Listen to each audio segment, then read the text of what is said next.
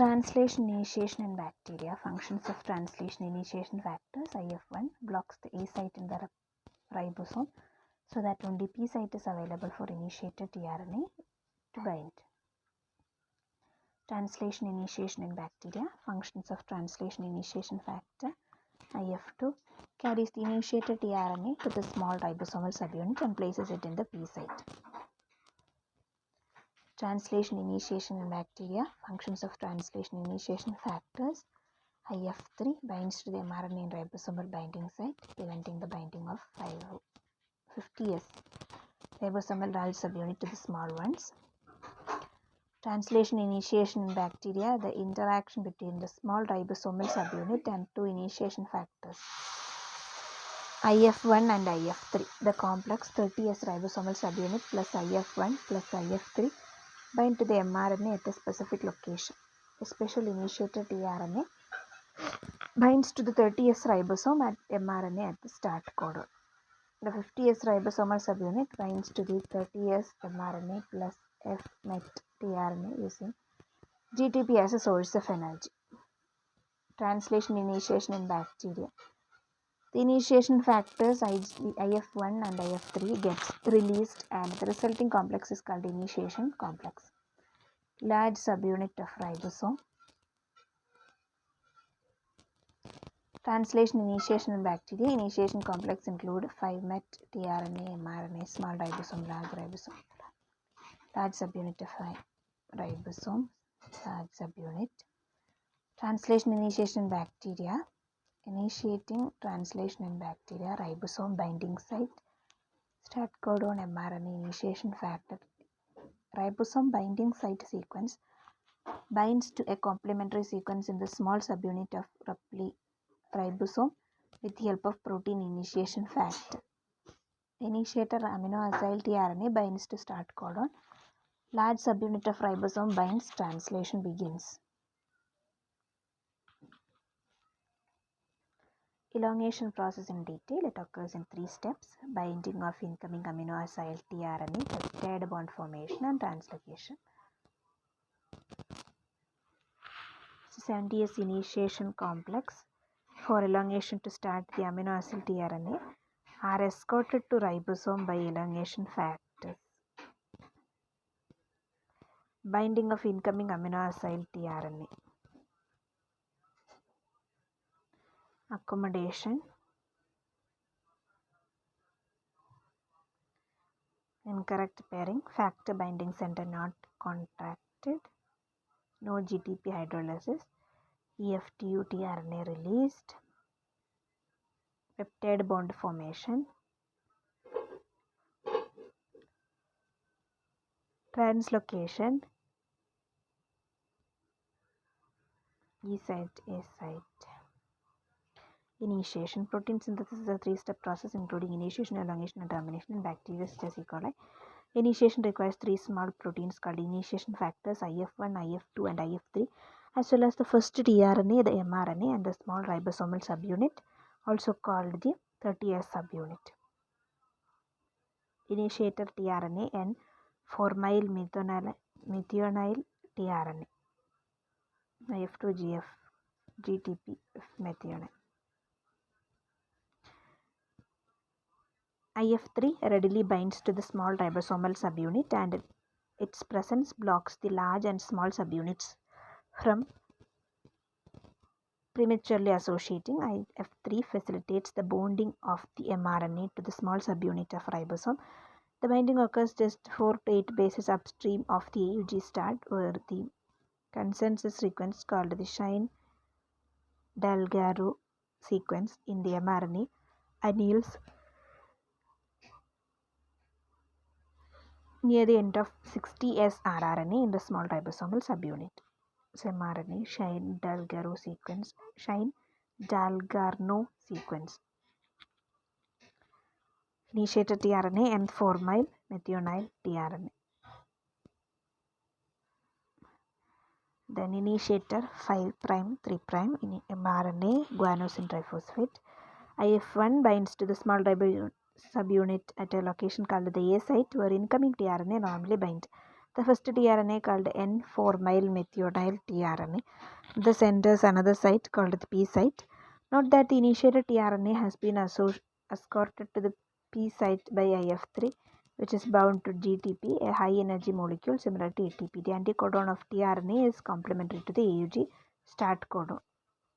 Then initiator. Once the initiated tRNA is in place, IF3 is released. With the loss of IF3, the 50S subunit can dock on the 30S subunit. The docking of the 50S subunit triggers the hydrolysis of GTP on the IF2 and subsequent release of initiation factors. The ribosome is now ready for elongation. Then initiation, elongation, termination.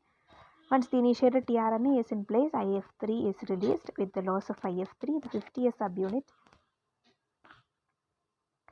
can dock on the 30S subunit. The docking of the 50S subunit triggers the hydrolysis of GTP on IF3 and the subsequent release of initiation factors. The ribosome is now ready for elongation. Then elongation. Elongation involves the repetition of 3 steps. First, an elongation factor called EFTU associated with GTP binds to free charged amino acid tRNAs.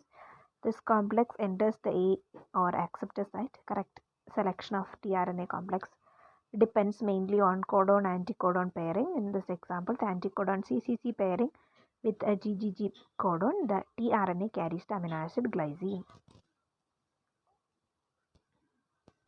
Then termination. Eventually, the ribosome arrives at the end of the coding region marked by one of 3 stop codons. The stage of translation is called termination. No corresponding tRNA exists for stop codons. Instead, a protein called release factor, either RF1 and RF2, which has the general shape of tRNA, mimics a tRNA and enters A site. Eventually, the ribosome arrives at the end of the coding region marked by one of the 3 stop codons. The stage of translation is called termination. No corresponding tRNAs exist for stop codons. Instead, a protein called a release factor, either RF1 and RF2, which has the general shape of tRNA, mimics a tRNA and enters A site. The release factor activates the peptidyl transferase function of the ribosome, which cuts the bond tethering the completed peptide to tRNA in the P site. Another factor called RF3 then triggers RF1 to RF2 to depart the ribosome. Then finally, another factor called ribosome recycling factor or RRF along with the EFG binds at the A site, and the accompanying GTP hydrolysis unlocks the 2 ribosomal subunits. Then finally, another factor called ribosome recycling factor or RRF along with EFG binds at the A site, and the accompanying GTP hydrolysis undocks the 2 ribosomal subunits. IF3 then reassociates with the 30S subunit. IF3 then reassociates with the 30S subunit, preventing the 50S and 30S subunits from coming together again. The liberated ribosome subunits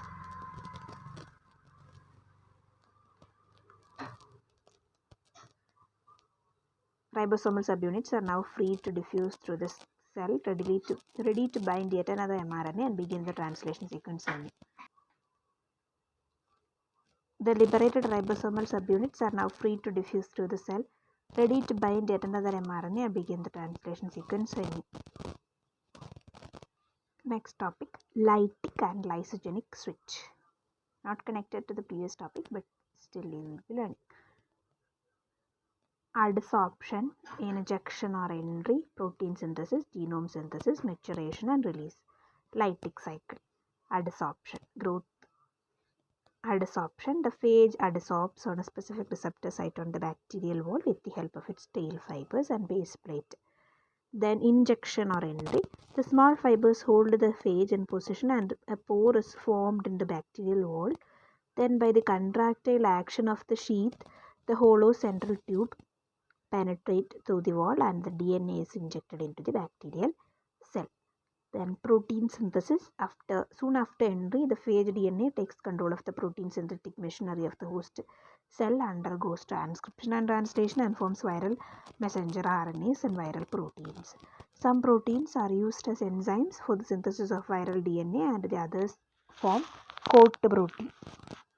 Then genome synthesis. Viral DNA undergoes replication and gives rise to several copies of the viral genome for production of phage progeny. Then maturation and release. The genome gets wrapped by the coat protein to form mature phages. At a certain critical stage, the wall of the host bacterium lies and about 200 mature phages per cell are liberated. Then lysogenic cycle. Adsorption, injection, entry, prophage, induction, protein synthesis, genome synthesis, maturation and release. So first prophage formed. The viral genome gets integrated with bacterial genome. This hybrid genome formed of viral genome and bacterial genome replicates as one unit and the daughter genomes are passed on to the daughter cells. The hybrid genome may go on multiplying indefinitely in the successive progenies of the lysogenic bacteria. This association of induction lacks and the viral genome is released to the bacterial cytoplasm. This dissociation is called induction. This can be artificially induced by ultraviolet light or other methods. Dissociation process is called induction, but the process of formation is prophage. Okay, and that formed one is integrated one is prophage. When that release into dissociation, that particular prophage dissociates, that process is called induction. This dissociation is called induction. This can be artificially induced by ultraviolet light or other methods. This can enter to lytic cycle, slowly release the matured bacteriophage. Then bacteriophages, virulent and temperate type. Virulent undergo lytic cycle, T4 phage, temperate lysogenic cycle, lytic. Lysogenic cycle and lytic cycle, lambda phage, for example. Then genomic map of bacteriophage. The switch between the two states is mediated by protein encoded bacteriophage genome. Two regulatory proteins are synthesized by the virus, CI repressor, also called lambda repressor, and control for repressor and other thing protein. Lambda genes and their functions. Gene immediate early genes, an anti-termination protein, codes CRO protein inhibitor of Cl synthesis. Delayed early genes, immediate early genes and delayed early genes. Immediate early genes and delayed early genes. Codes activator of transcription of Cl and INT, codes protein that stabilize Cl element. Then codes integrase, 6 codes exercise, codes DNA replication, DNA codes for anti-termination protein, head and tail synthesis, lysis genes.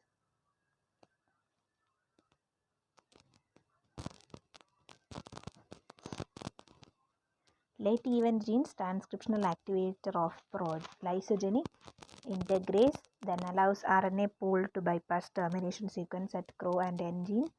Promoter, operator for leftward transcription, promoter for repressor maintenance, promoter and operator for rightward transcription.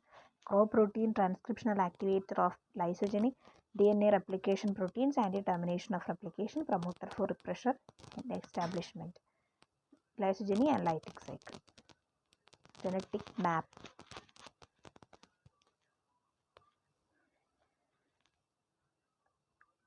Head and tail synthesis, integrase, exercise, stabilize, anti-terminase, repressor, inhibit synthesis, activate, and DNA replication, anti-termination, lysis gene, etc. Promoter is the region at which RNA polymerase binds and begins transcription. Promoter is the region at which RNA polymerase binds and begins transcription. Promoter, PL promoter, leftward promoter for N and other leftward early genes. PR promoter, rightward promoter for CRO and other rightward early genes. PRE promoter, repressor establishment recognized by polymerase only in the presence of C2. PRM promoter, repressor maintenance.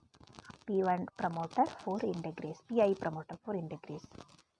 So infection, DNA of phage enters host cell, RNA polymerase binds PL and PR, expression of N and CRO gene, gene N codes for anti-termination factor whose action allows transcription to proceed into delayed early genes. Then cause C11 to transcribe, C2 acts as activator, cause C3 to be transcribed, protect C2 from proteolytic by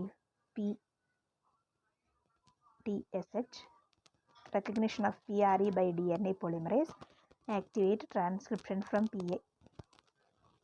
C2 acts as activator, recognition of PRE by DNA polymerase, activate transcription from PA, leads to expression of C1, lambda repressor. C1 is responsible for lysogenic cycle. C1 binds OL and OR and shuts off transcription from PL and PR. No N, no C3, no CRO, no C11, no PRE, no CA. CA activates the promoter PRM and CL synthesis continues. Regulation by CI. C1 repressor block synthesis of CRO and also maintain its own concentration at a particular level. The stable lysogen makes sufficient CI protein to block not only prophage lytic cycle but also imparting immunity to lysogen against superinfection. When a phage infects a lysogen, excess receptor molecule already present in the cytoplasm of cell bind rapidly to the operator site of infecting DNA molecule before polymerase binds to promoter PL and PR.